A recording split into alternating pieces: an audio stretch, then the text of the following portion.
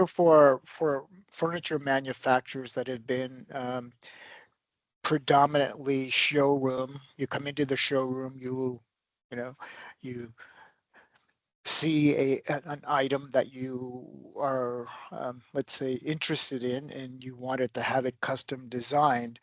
Are you anticipating some of that will be handled more with a virtual showroom in the future and less brick and mortar kind of showrooms, trying to adapt to the change in technology, the change in economics, the economic environment, how NetSuite could really, it's going to be any cloud-based solution.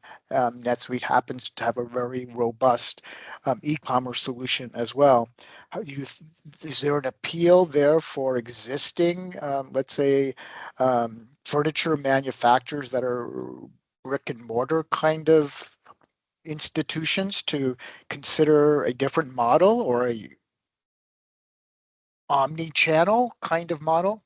Yeah, I think that NetSuite gives a suite of tools that a broad swath of the retailers that operate in this space and furniture could take advantage of. It goes from very high touch, very bespoke, all the way down to mass produced, budget conscious furniture and household goods.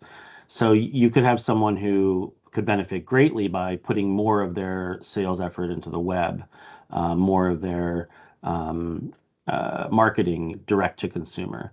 But then you also have the people who are reliant on a network of designers and partners to bring people into a showroom and get their hands on these very high-end, very expensive, high-quality pieces, and then from there start a conversation related to configuration, customization, upgrading, maybe even downgrading in some cases if there's features they don't need in a particular product. So NetSuite can accomplish all of that and implement a number of various tools to whatever market these companies want to play in.